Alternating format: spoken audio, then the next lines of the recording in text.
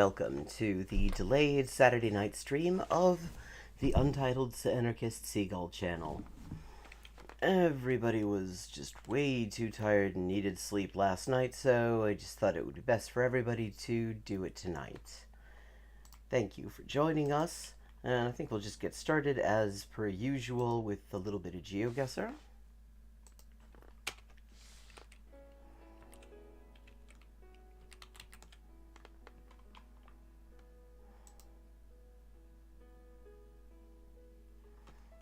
Okay, we have sort of rural looking area, fields, some grass.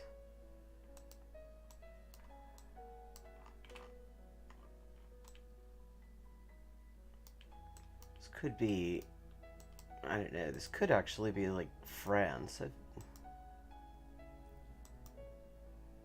Though I have nothing to...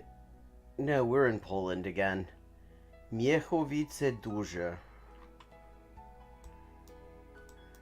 We are in small town Poland yet again.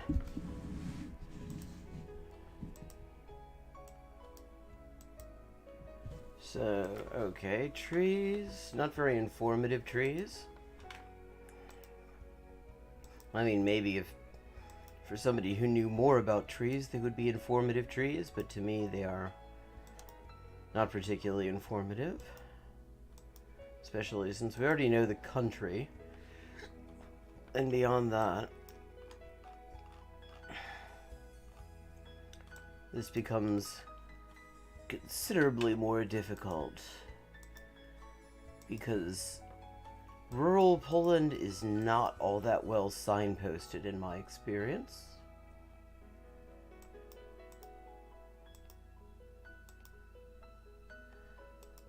So, let's see.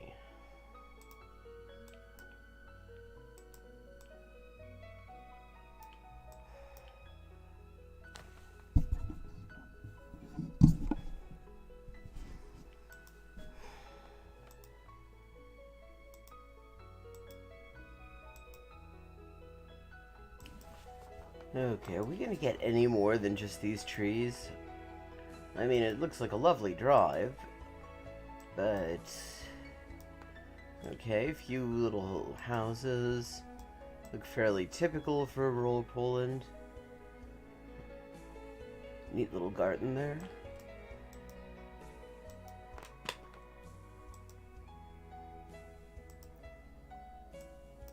That... okay, we've got a bus stop. Right in front of somebody's house. That's either convenient or very annoying.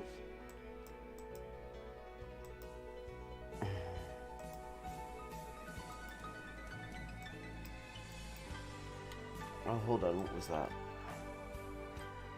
Okay, we're on a street called Wolica in Miechowice Duże. None of these things actually help me narrow it down in the least. I've never heard of any Miechowice, neither Duże nor Male.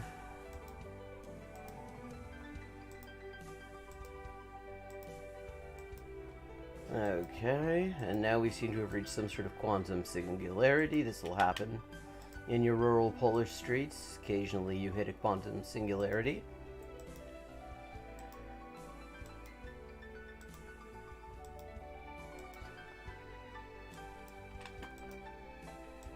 I think we seem to be moving an inch at a time. No, okay, that's better. Come on, give me something here.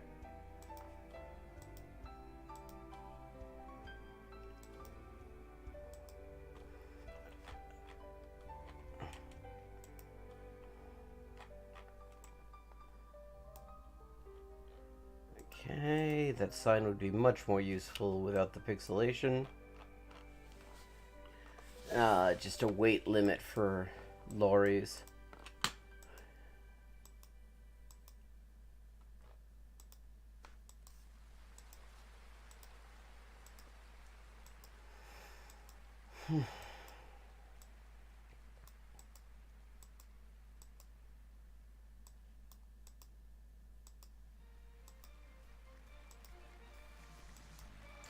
Oh, hold on. Volica. And now we're in Polówka. This does not help me, because I don't know where any of those places are. Literally only just heard of them.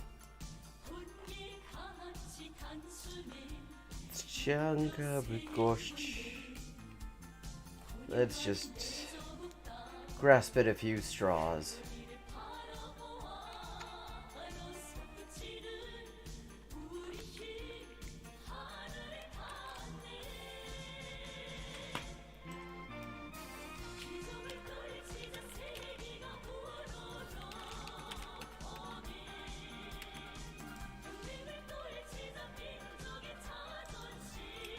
Okay.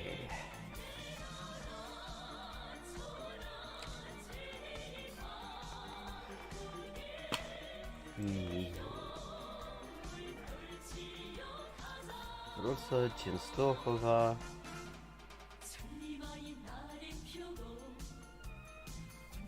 Ostrowiec, Kraków.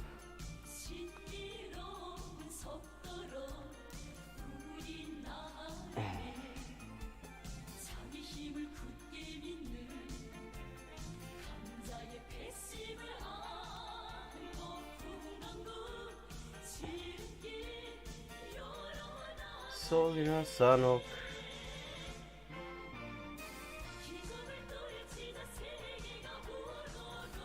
I'm just going to take a wild guess and say somewhere near there. Nope. Still 148 miles off, 4260. Not too bad a start since all I really had was the country. Okay, we're in. This is almost certainly. Let's see. Cartolibreria, Profumi. Yeah, we're in Italy or an Italian-speaking place, which could also be San Marino or part of Switzerland.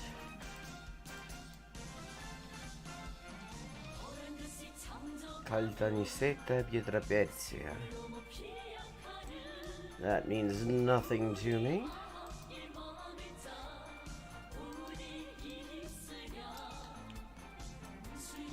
Roma, Puglia. Okay. Very southern Italian feel to that.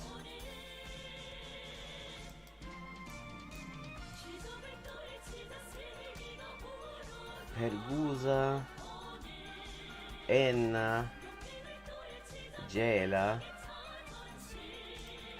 Hello, Andromeda. Good to see you. You just missed out on rural Italy, but now we're someplace in rural Poland, and now we're someplace in southern Italy.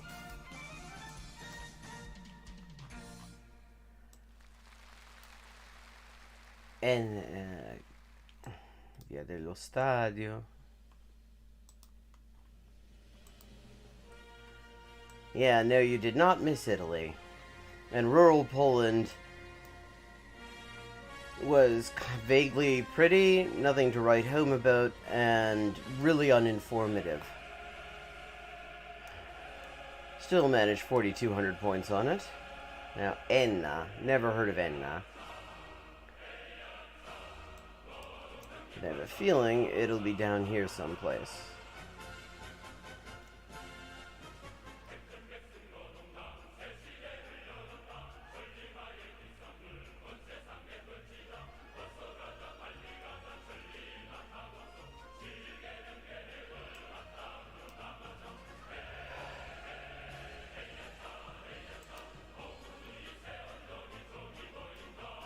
Nor have I. Haven't been to Poland either. Monopoly. Ferrandina. Let's see if we can get some more information. 0935 area code.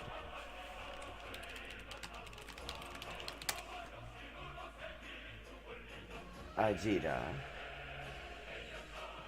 Okay, that just tells me what I already know. We're in Enna. but I have no idea where exactly Enna is. Except that it's near Caltanissetta, Gela, Piazza Merina, Pergusa. And I don't really know where any of those places are either. Could be Sicily. I have a lot of Usa type names in Sicily. Enna, Caltanissetta, l'abbiamo trovato. Okay. Okay, we've found Enna. Now, we've got a street name we could work with around here.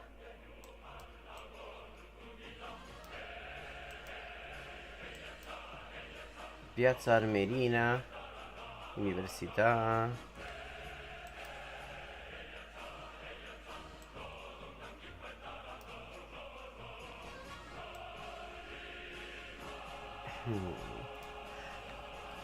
Enna Alta, Belvedere di Enna.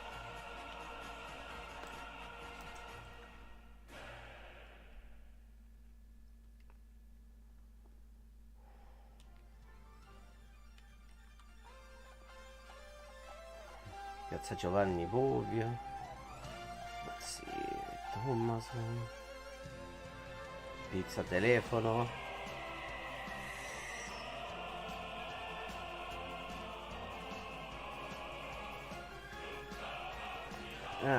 Okay, so there's the stadium. There was a sign for the stadium. Let's see. Post office.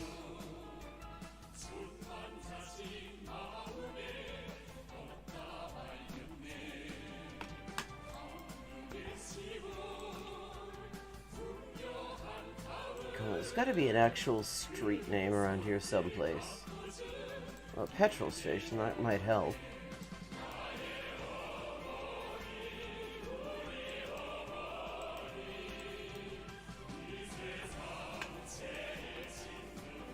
And a cafe called Di Maggio.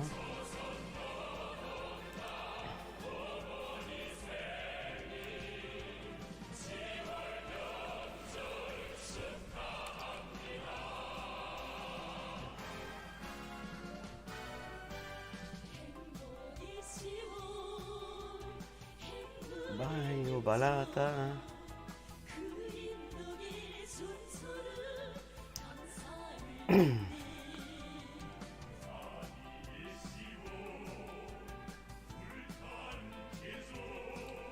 Shamrock Irish Pub. The last Irish pub I went to in Italy, there was a big statue of the Queen in front. So, of course, I took a selfie in front of it holding I'd written the words Chucky Our Law on a table mat and put my arm around the statue of the Queen and took a selfie like that.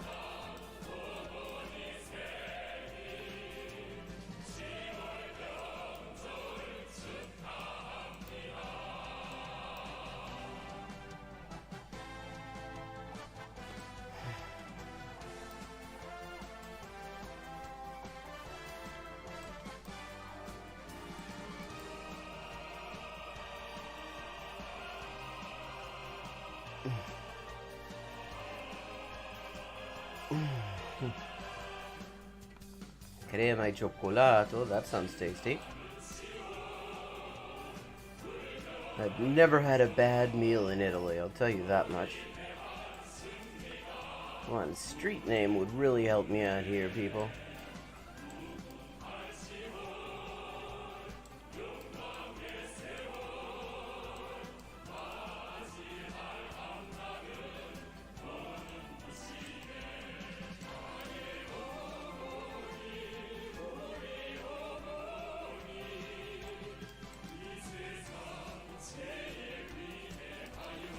See if we've got anything over here that sheds some light on it.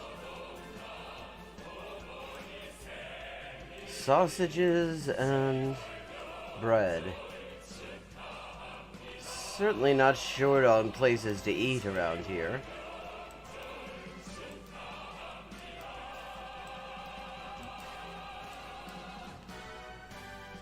Ricardo Villalobos. Guarda di finanza. Okay.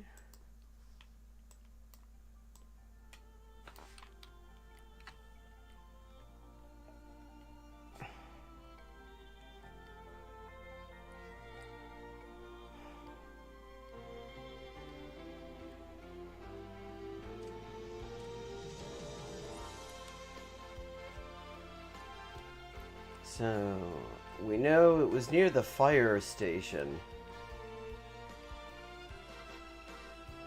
First sign I saw said Vigili del Fuoco, which is firefighters, fire department.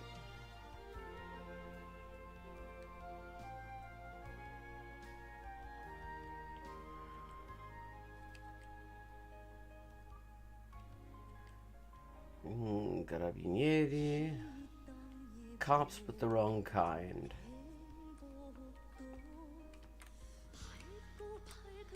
I mean, you could say that any kind of cop is the wrong kind, but we do have a specific kind of cop we're looking for. Guarda di finanza, or vigili del fuoco.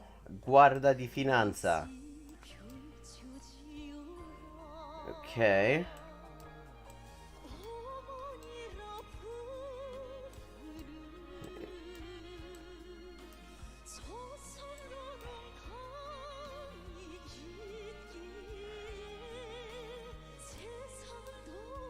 Okay, I have a vague idea.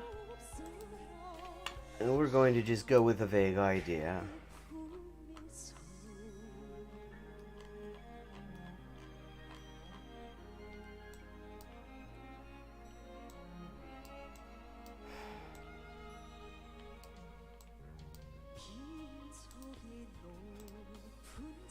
.6 miles. Not bad. 49.92. Heard Sicily's lovely. Okay, we seem to be staying in warm places. Lots of lovely palm trees. Ah, there's only one direction to move in, and it's into this fucking car park.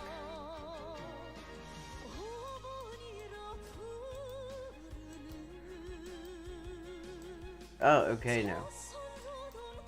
We can get out of the car park. Oh, it's a Walmart car park. Okay, that does give me an idea of where we might be. Village Plaza.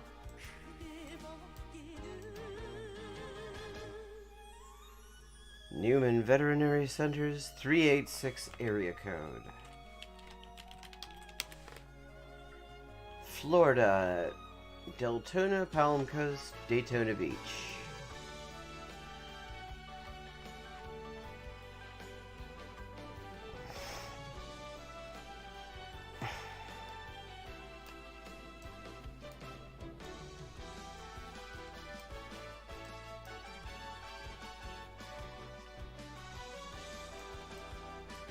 Okay. Boxes and moving. Public storage, also known as America's Next Apartment. Oh, hold the phone. That was the city bus. And it's gone. Missed the bus. Volusia County, going to Port Grange.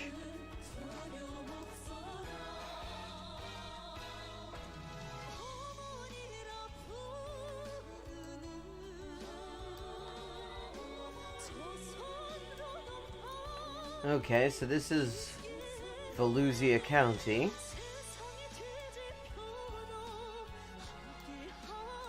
Port Orange. Could that have been Port... Oh, Port Orange. Not Port Grange. Okay, so it's...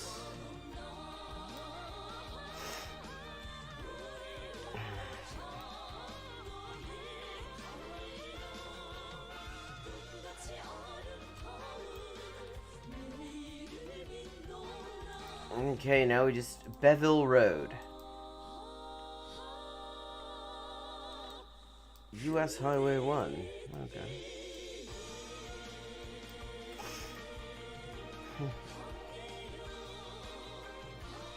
Reed Canal Road.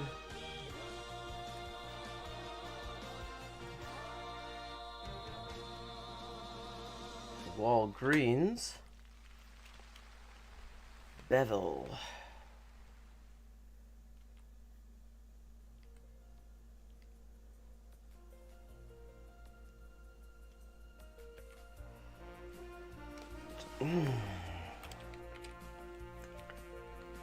So,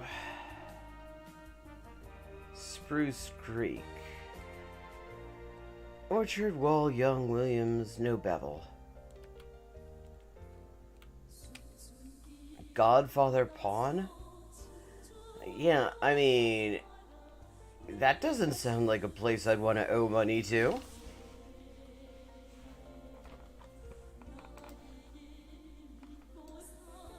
Let's see, if we got any other streets nearby? Something like this must eventually connect.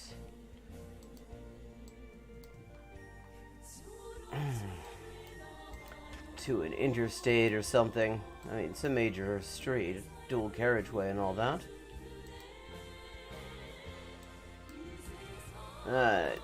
Low resolution zone. Oh, come on.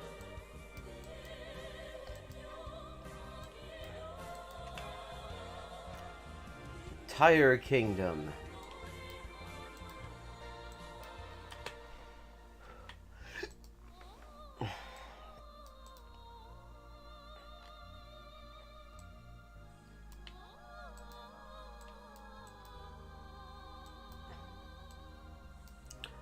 Wells Fargo. Well, it's gotta be something more on here. Let me see.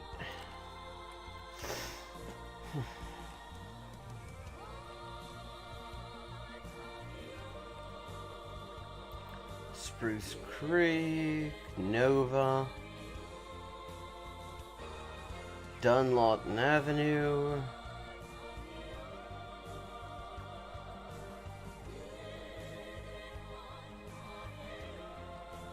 Madeline, McDonald,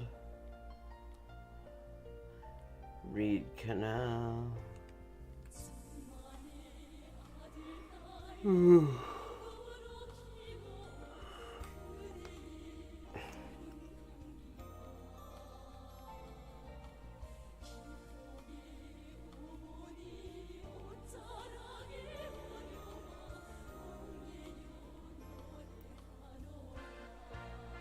Orange Avenue, that's not particularly useful.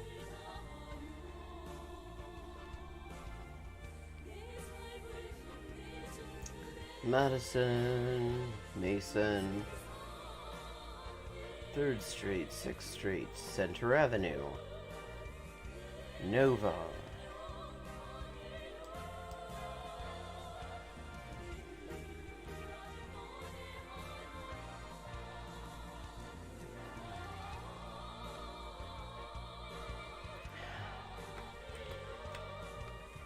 Young Street, Granada Boulevard. Oh, hold on, there's this whole bit here. We got a Bevel Road in here. Atlantic Avenue. Riverside.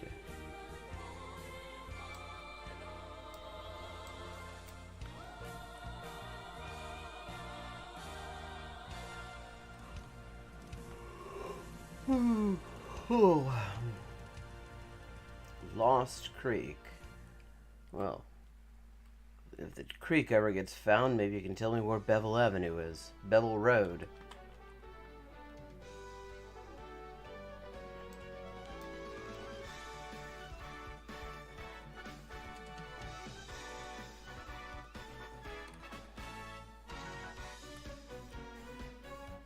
Bevel Road.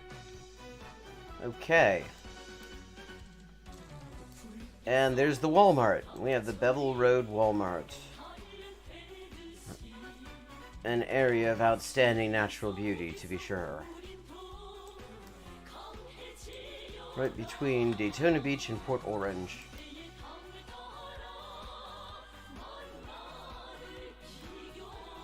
Okay, where exactly? By Magnolia Woods, Daytona Estates, Ridgecrest, and Fairway.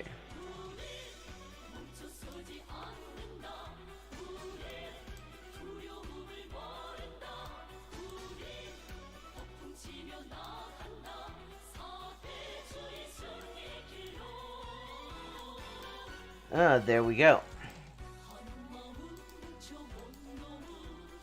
131 yards, 5,000 points.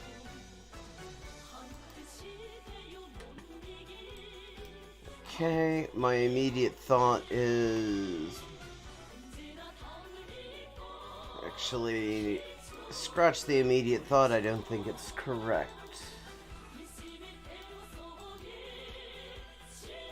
Okay. Roundabouts like this I've seen in Canada. They stick them, it's like this, like, cheap and dirty roundabout sort of solution that they put in major intersections in, like, Winnipeg. City of... is that Botany Bay? Hard to say. Have to look for another sign. No, they're palm trees. This isn't Winnipeg.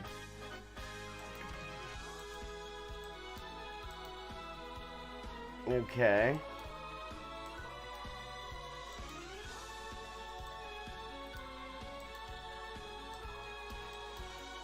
Now, I mean, if that actually said Botany Bay, I'd say Australia.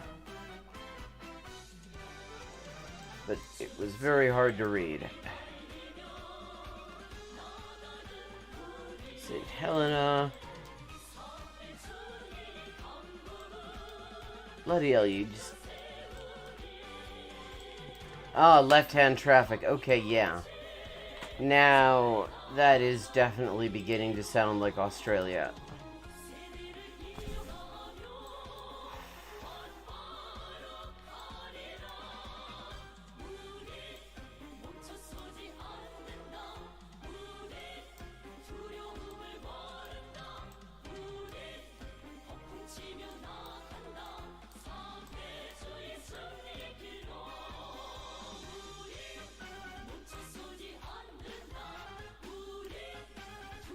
Let me see. Banksia Street, Swinburne, Botany Road, Clevedon, Page, Stephen.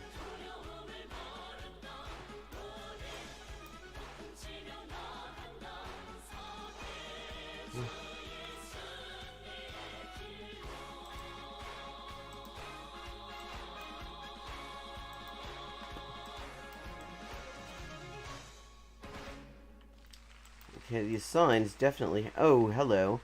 City of Botany Bay, East Lakes.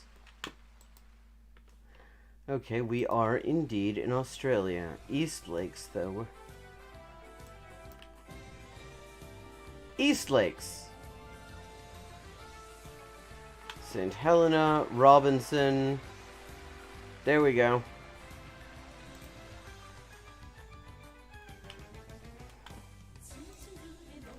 Not often they send me to Sydney.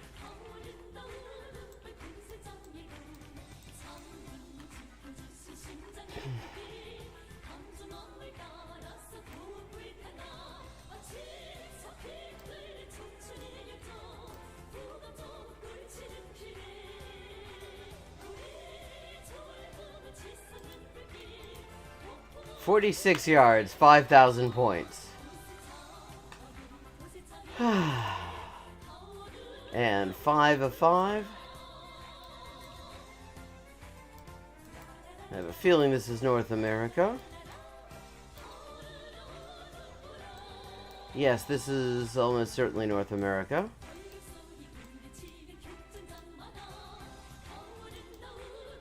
Could be Ohio. We have a state law about that. 914 area code. That's a familiar one. Westchester County, New York. Or it could be Westchester County, New York.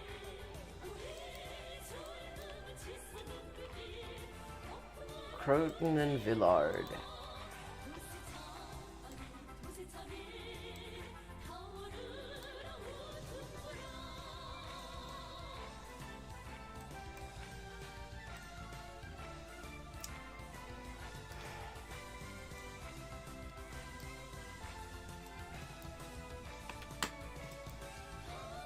How's your day been?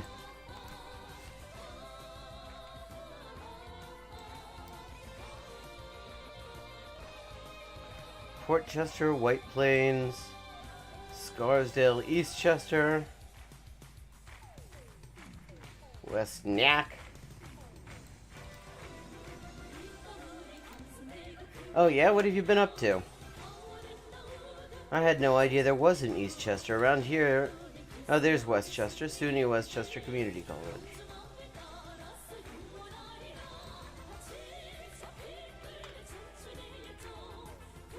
Croton and Villard. Oh, hold on, what is that?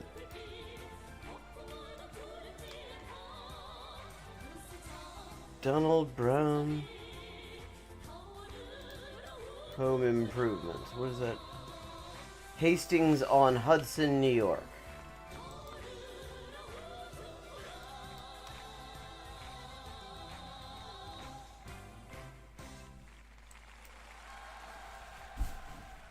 Oh well. Sometimes a day of nothing exciting is just what one needs.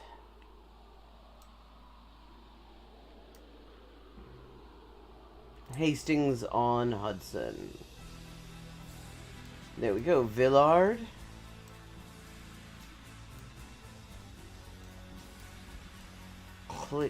Kitching, Ravine. Calumet, Croton, there we go. Croton and Villard.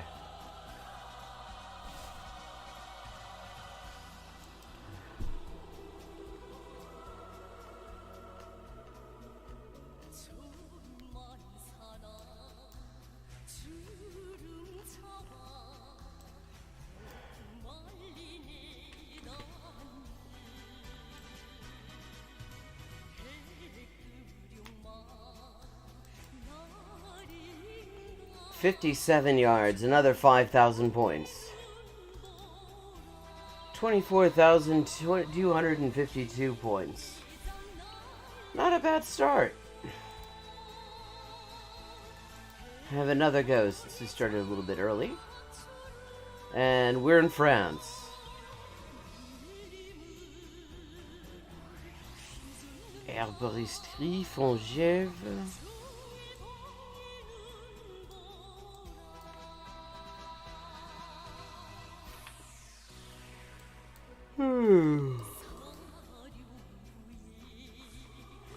Claude Bacot.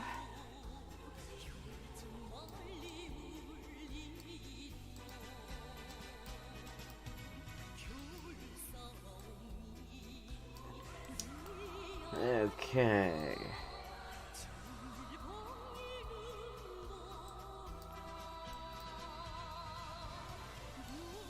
Brasserie La Lune. Gaillard. Clermont-Ferrand. Hold on. So,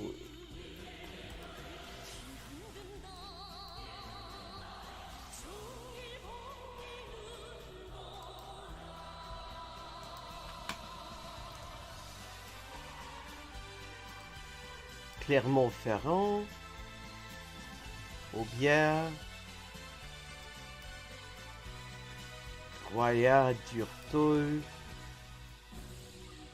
La Gare, La Glacière.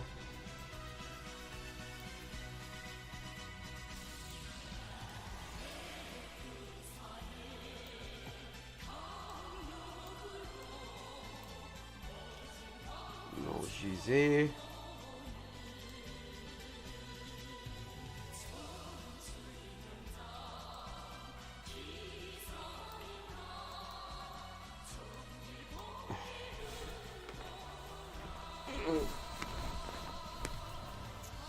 Oh. Yeah. Ulna. Okay, what else is it? Arnia.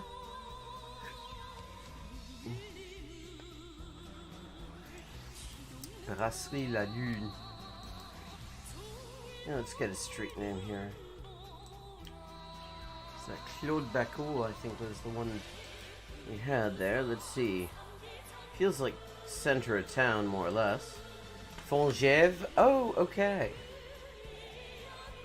L'eau vive. Vélistasie. Châtelange-Barracha. Oh, a cat pub. Always wanted to go to one of those. Let's see. Basilicanco. That's Gaillard. There we go. That's what Gaillard is. The sushi.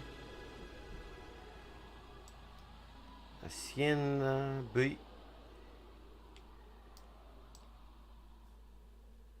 Restaurant Le Goa. Okay, there we go. This is turning out to be another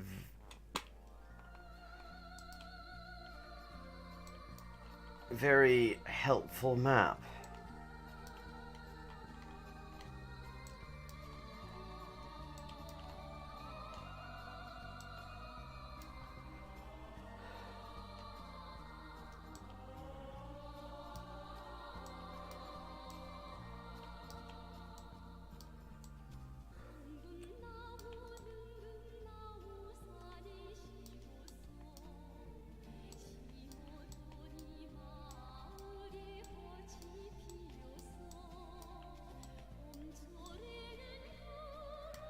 Amadeo.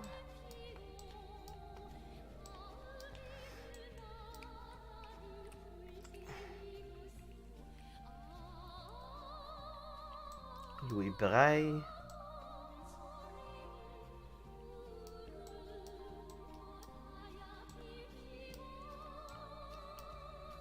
And there we are. 11 yards, 5,000 points. What were you gonna play? Old Street Magistrates Court. No stopping anytime. Authorized, written. We're in London. This is definitely London. That symbol there says we're in London. At a taxi rank by the Old Street Magistrates Court.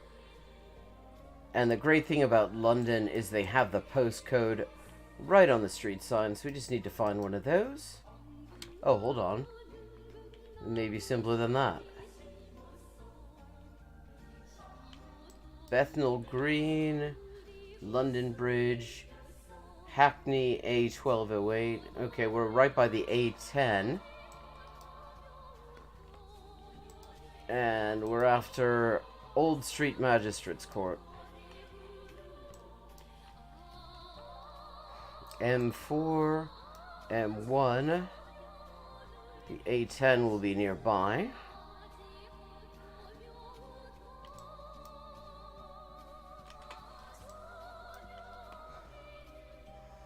I recently acquired Tonight We Riot. A404. Remind Maida Hill, Notting Hill. Bethnal Green, that puts us a little bit further northish. Ealing, Acton, that's way out. Yeah, up this way. There's the A10. Now, let's see. Magistrates Court. Old Street.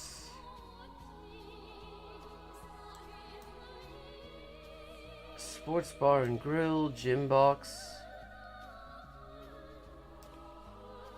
The Hoxton. Yeah, that's already Great Eastern.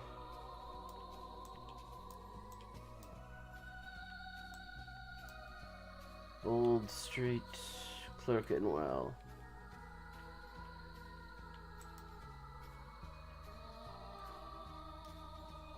It's a neat one, though I don't quite... It seems like, for some reason, when you finish level 1, it just takes you back to the beginning of level 1.